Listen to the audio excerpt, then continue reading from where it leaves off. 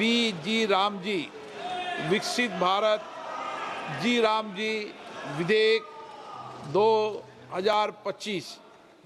माननीय मंत्री जी,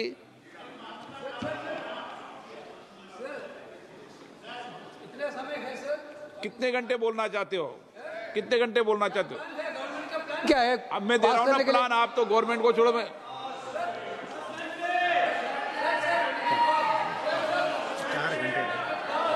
हाँ नहीं, चर्चा आज कर लेते हैं। बैठिए बैठिए बैठिए। सदन में अगर 300 सदस्य रहेंगे तो 10 घंटे चर्चा कराऊंगा। माननीय अध्यक्ष जी, एक मिनट माननीय, एक मिनट 10 घंटे चर्चा करा दूंगा सदन में 300 सदस्य रहेंगे तो। प्रेजेंट करो सदस्यों को, उपस्थिति करो। सभी दल अपने अपने तय करके बताना मुझे चेंबर में। आज बोलो, कल माननीय मंत्री जी की रिप्लाई कल करा देंगे, कल करा देंगे। श्री, अरे बोलो तो सही, बैठो तो सही सदन में। पूरा सदन बैठोगे तो मौका मिलेगा। चलो बैठ जाओ, सबको मौका मिलेगा। बैठिए। मंत्री जी, माननीय मंत्री महोदय, केवल इतना निवेदन है, ये सदन ईंट गारों का भवन नहीं, लोकतंत्र का पवित्र मंदिर है। चर्चा होनी चाहिए, विस्तार से चर्चा होनी चाहिए, लेकिन मैं प्रतिपक्ष के मित्रों से ये निवेदन जरूर करूंगा कि जब मैं उत्तर दूं तो मेरा जवाब भी वो ध्यानपूर्वक सुने। हर प्रश्न का उत्तर दूंगा माननीय अध्यक्ष महोदय। श्री जयप्रकाश जी। धन्यवाद अध्यक्ष महोदय। एक मिनट मुंह कर दो पहले एक बार।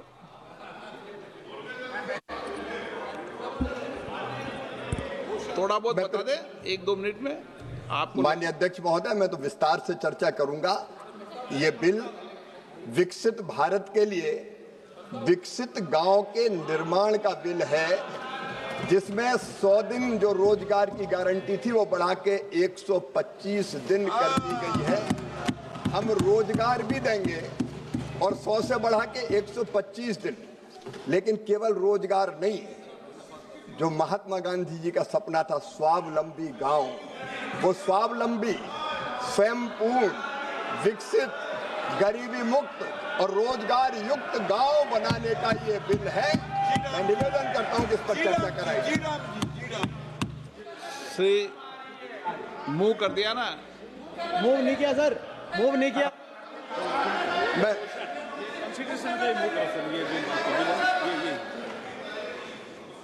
माननीय अध्यक्ष महोदय, मैं प्रस्ताव करता हूं कि विधेयक पारित चर्चा की विधेयक पर चर्चा।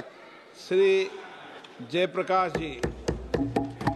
धन्यवाद अध्यक्ष महोदय। वरिष्ठ नेता हैं।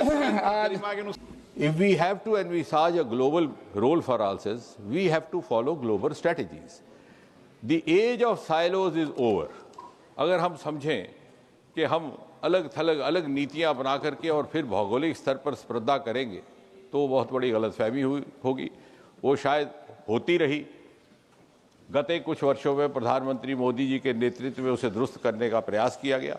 The space sector was opened up and media fancifully said the space has been unlocked by Modi. And the results are miraculous. 5 years back, we were a dismal economy in space. I'm just giving one sentence of the space example. Today, we are $8 billion US. In next 7-8 years, we hope to go up 5 times to 40-45 billion US. The concept of a startup in space sector was unheard of. Today, we have close to 300 to 400 space startups, some of them of global potential, some of them millionaire entrepreneurs, and we hope to again go in a very faster pace than ever before. और इसलिए जैसे सुबह भी कहा गया कि जब artificial intelligence का युग आएगा और बात कही गई हेल्थ की, इस बिल में यह भी कहा गया है कि nuclear energy escalation, upscaling is being done also to address the health sector, the agriculture sector, and the nuclear sector. फिर शायद सुप्रिया जी का कहना था कि रिसर्च को क्यों छोड़ा। ऐसा नहीं है सुप्रिया जी, इस बिल में प्रावधान है, just give you the section also where we have opened up the research to the private sector, which is of course in acknowledgement of the fact that we have several private sector institutes which are doing excellent research in several science domains. So why not get their benefit even in the atomic energy sector? अब अगर हमें उस लक्ष्य की तरफ बढ़ना है, क्योंकि इस समय हमारे पास 8.9 गीगावाट कैपेसिटी है, वो भी 2014 के मुकाबले में दुगने से अधिक हुई। उस समय हम 4.7 गीगावाट थे और हमारे पास 25 रिएक्टर है, जिसमें से एक अभी पूरी तरह फंक्शनल नहीं है। ऑन दी अदर हैंड, एक सदस्य ने ठीक फरमाया कि USA is 97 gigawatt with 94 reactors, China is 55 gigawatt with 57 reactors. और हमारी contribution to the overall requirement is just 3%. And of course, our renewable energy will also go up, but it may not be able to serve all the purposes, particularly in an era where we are going to go in a big way for the artificial intelligence, data processes and other things. And therefore, पहले तो ये समझना जरूरी था कि हमें what were the constraints in spite of all this. It is this government actually which in 2015 took the decision of opening the atomic energy sector to joint ventures, albeit joint ventures with public sector units, not with private. उससे पहले तो ये भी नहीं था। एक गोपनीयता के पर्दे में इस तरह से बंद रखा गया था कि हमने अपने साधनों को सीमित कर दिया। We became prisoners of our limited resources. लेकिन अब जब लगा कि as I said we have to follow the global strategies, तो हमारी कंस्ट्रेंट्स थी कि हमारी इंस्टॉल्ड कैपेसिटी बढ़ाई जाए, हमारे रिसोर्सेज में बढ़ावा हो, हमारे गेस्टेशनल पीरियड्स रैशनलाइज हों, हमारे कुछ embargoes which could be done away, because this is the government which has been very forthcoming in also doing away with some of the rules which had lost their relevance with the passage of time. And therefore as a part of this entire thinking, the entire idea was to bring about an enabling law for an enabling ecosystem without, and underline, without of course compromising the security concerns of the nation.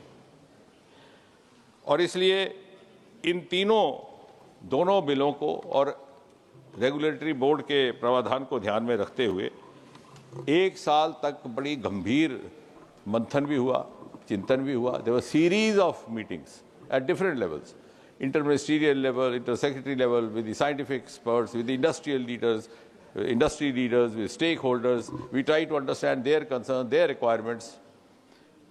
And the idea was simply to move on, not to score political points. And I never meant to so. But जो कि बार बार कहा गया कि नेहरू जी ने किया और आपने क्या किया, तो मैंने वो बताया कि जो नेहरू जी के किए हुए की ही नुक्ताचीनी की गई। So without denying what he has done, we are only, बिल्कुल फाउंडेशन भी उन्होंने रखी, पहला रिएक्टर भी उन्होंने लगाया, उसको इंश्योरेंस में नहीं रखने का काम भी उन्होंने किया। हाँ, हम थे नहीं उस वक्त, जब हम आए तो हमने सजेशन दिया, लेकिन पहले चूंकि इसलिए because I want to come back to the non political line, इसलिए मैंने कहा पहले पॉलिटिकल स्कोरिंग वाला काम समाप्त हो जाए।